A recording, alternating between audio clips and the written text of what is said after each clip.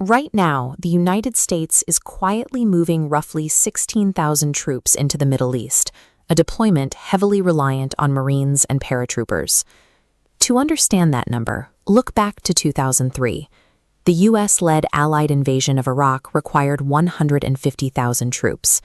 At barely 10% of that size, this deployment isn't built to occupy a nation. It points to a highly specific tactical operation. Because 16,000 troops cannot control a country of 85 million, military planners are effectively restricted to a handful of high-value targets. The first option targets a staggering amount of missing nuclear material. After strikes on Iranian facilities last year, around 400 kilograms of highly enriched uranium vanished without a trace. This satellite view reveals the immense scale of targets like Isfahan and Natanz. Authorities suspect the missing material was divided and moved deep into these sprawling, heavily guarded desert complexes. This wouldn't be a quick Special Forces helicopter raid. Troops would have to fly in heavy excavators to tear through thick concrete rubble, alongside highly specialized equipment to safely process and dilute the volatile uranium directly on site.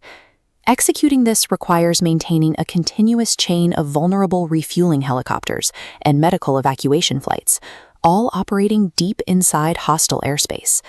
The sheer complexity of holding ground while processing raw nuclear material turns this option into a logistical meat grinder. This reality forces the Pentagon to look toward a target that sits right out in the open. This aerial view shows Kharg Island, a massive oil terminal sitting in the northern part of the Gulf. The economic footprint of this single location is massive. An estimated 90% of all Iranian oil exports flow directly through this one terminal.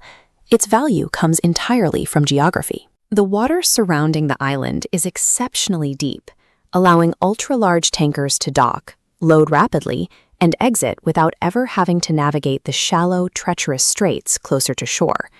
Seizing this facility instantly severs the primary source of revenue funding the Iranian Revolutionary Guard Corps. Taking control of the island hands the United States an enormous geopolitical bargaining chip. The condition for giving it back would be simple. Iran must reopen the Strait of Hormuz. But getting troops onto Kharg Island presents its own set of severe risks. A traditional naval amphibious assault is a non-starter, because U.S. ships would have to sail directly through a heavily defended Strait of Hormuz to even reach the target. That leaves an air assault as the only viable choice. To launch one, the U.S. requires staging grounds and airspace permission from a neighboring country, Kuwait. Securing that permission is highly unlikely. Regional governments know that allowing American forces to use their territory to attack Kharg Island virtually guarantees Iranian retaliation on their own soil. Even if troops successfully capture the terminal, they have to hold it. American forces stationed there would face relentless, sustained waves of incoming drones and ballistic missiles from the Iranian mainland.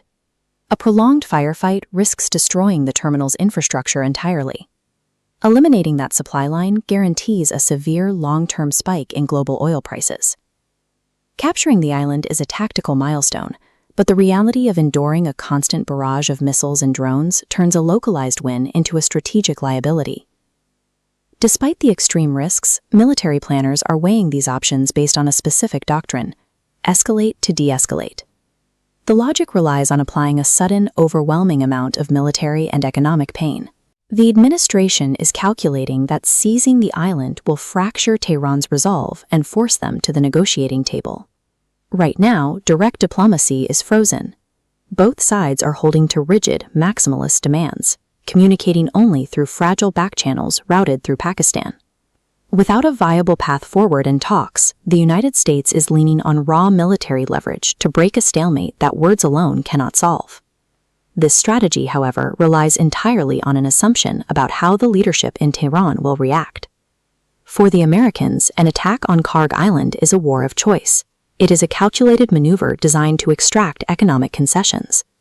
Tehran views a U.S. landing on Kharg Island as an existential crisis, a direct threat to the survival of the state itself. Applying heavy military pressure assumes the other side will eventually back down to save their economy. But adversaries rarely surrender when they believe giving up equals their own destruction. That disconnect turns what looks like a surgical strike on paper into an incredibly dangerous gamble. Extremely well in that negotiation, but you never know with Iran because we negotiate with them and then we always have to blow them up. Well, the president